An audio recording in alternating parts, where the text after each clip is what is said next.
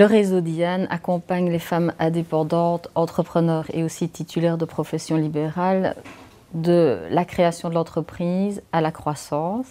Et donc, moi, je m'occupe de l'agenda. Donc, j'organise les événements, les ateliers, les formations, les visites d'entreprise. Les 6 mois passés, on a vraiment axé les ateliers sur la communication.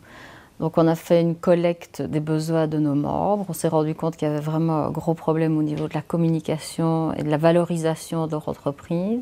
Donc, on a par exemple fait un premier atelier portrait, un autre personal branding, un autre sur l'utilisation et la gestion des réseaux sociaux. On essaye d'avoir un agenda intelligent qui répond aux besoins spécifiques de nos membres. Donc on est toujours à l'écoute de ces besoins. On invite les femmes à nous rejoindre pour nous rencontrer avant de décider de devenir membre.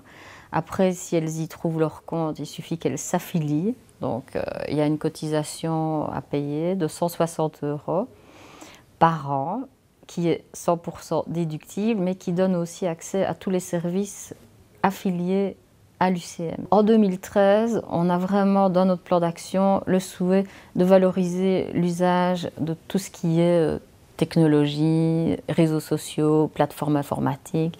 Et donc on voudrait vraiment aider nos femmes entrepreneurs et indépendantes à passer le cap, donc à découvrir, à explorer toutes ces nouvelles technologies.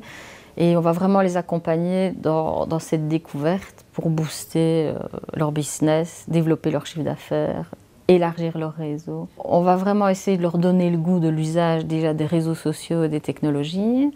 Et puis après, on mettra à leur disposition une série d'ateliers ou de personnes relais qui pourront accompagner chacune dans leur développement, puisque l'idée, c'est vraiment d'initier le projet et pas de les contrôler ni de les surveiller, mais vraiment de leur ouvrir une porte, à découvrir en quoi l'usage des TIC pourrait les aider à développer leur business.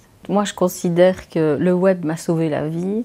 Donc, depuis 1997-98, j'ai découvert Internet et ça a été la révélation. Depuis quelques années, je gère un projet qui s'appelle Bazar Office, l'art en voyage, où j'essaye vraiment d'allier l'art contemporain, le voyage et les relations publiques.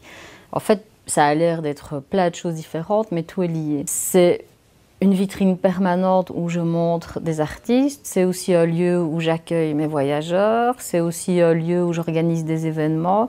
Et comme je ne supporte pas être enfermée, je n'ai pas envie de dire que c'est une galerie parce que l'exposition est toujours visible, mais seulement sur rendez-vous. J'expose des gens que je rencontre en voyage.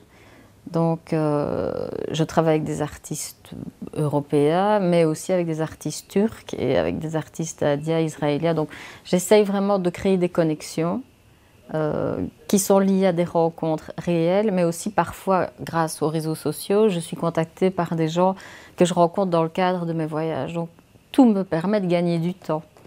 Donc j'utilise beaucoup Skype, je fais des conférences par téléphone, enfin vidéoconférences. Quand j'ai rencontré mon webmaster, je savais exactement ce que je voulais comme image.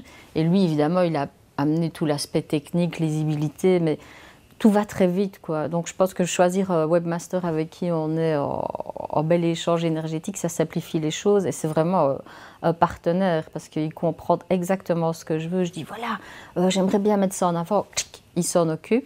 Donc moi, je ne gère pas les templates, les codes, etc. Mais j'ai trouvé quelqu'un, enfin plusieurs personnes avec qui je peux vraiment obtenir ce que je veux. Je n'ai pas chiffré au niveau du chiffre d'affaires. Par contre, j'ai vraiment pu évaluer, enfin pas quantifier, mais en termes de notoriété et en termes d'efficacité et de rapidité, je peux vraiment le sentir et le vivre. Donc par exemple, quand je poste un message en disant « j'arrive à Istanbul », clac, clac, clac, tout mon réseau sait que j'arrive à Istanbul, les gens s'organisent, on centralise les réunions, les gens font une photo, ils m'envoient, est-ce que ça t'intéresse? Oui, non. Donc, parfois, il y a des choses qui se règlent en 10 minutes, alors qu'avant, on aurait dû prendre un avion. Donc, sincèrement, au niveau du chiffre d'affaires, l'influence arrive par la réduction des coûts, puisque tout ça est quasi gratuit.